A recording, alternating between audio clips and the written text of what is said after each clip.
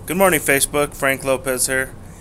Just watching the news in wake of what happened yesterday, and I know a lot of people are still going through grief.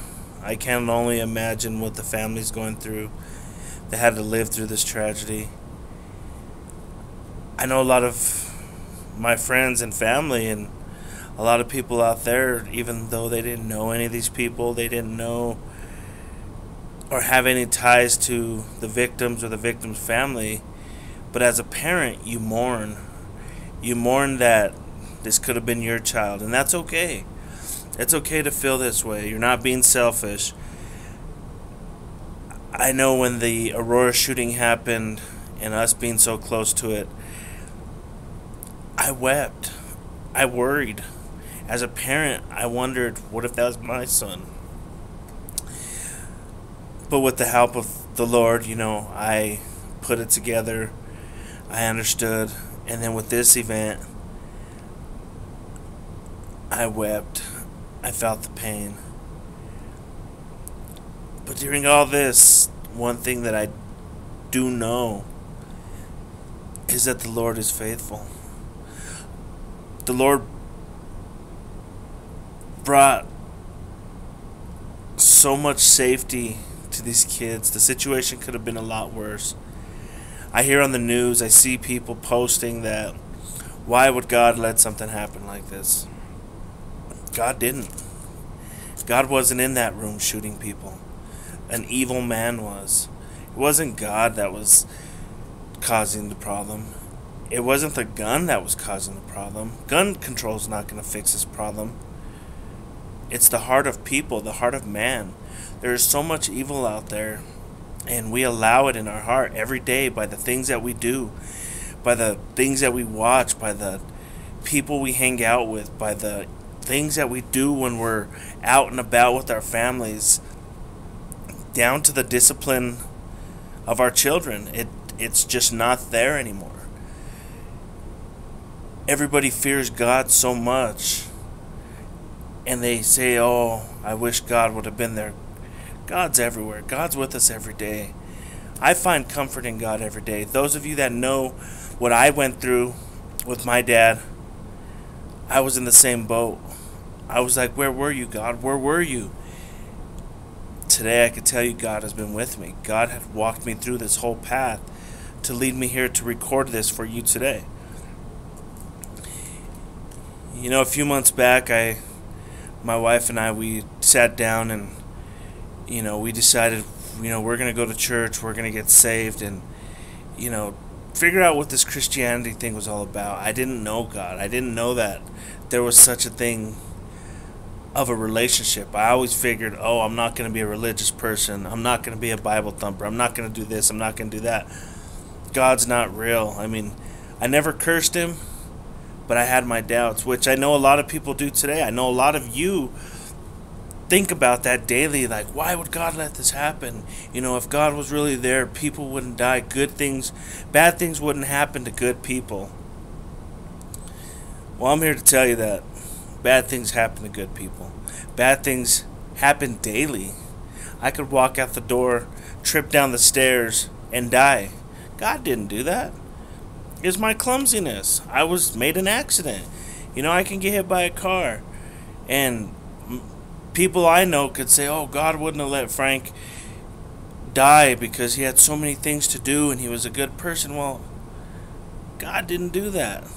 The person behind the wheel that made that accident or got sick or had a heart attack while they were driving and hit me, that wasn't God. That was life. That was people. Life happens. God loves us. I could tell you that for sure. I've been saved now since February of 2012, and there's been so many moments that I've asked God, I've prayed to God, and he's been there. And it's an overwhelming feeling that unless you're walking with the Lord, you won't know what I'm talking about. But one thing that came to my mind when I was driving to the office this morning was, back when my wife and I first decided to get saved, we got our Bibles, and I started going through the Bible, and the first book that I read, that we read together, verse by verse, she read one section, I read the next one, was Ecclesiastes. And at the time, I was living for vanity. I was living for the possessions in the world. I was living for everything that I had. And when I read Ecclesiastes, I was like, wow, this is about me. They wrote this about me. Everything that I possess, everything that I love in life is about vanity. But then yesterday, when I came home and I saw this incident where a man walked into the school and killed 20 kids, I was shocked. I just didn't believe it was true. I was just like, wow. And I started going back to my ways, like, why would the Lord let this happen? Why? But out of all this, some good will happen. I don't know the answers why. I can't sit here and tell you that God made this happen because this, because that. You're going to hear people telling you that all day long, that everybody has an opinion. So many people either blame God or try to explain God. I can't explain God. I can't explain the reason why these 28 people are laying dead. I can't. I won't even attempt to. But at the end of the day, I do know God will be there.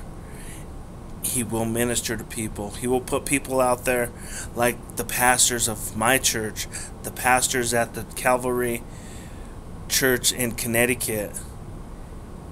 And He'll put them people there to minister to these families and to assure them that God will be there. But back to Ecclesiastes, I remember when I read this book, I thought it only pertained to vanity.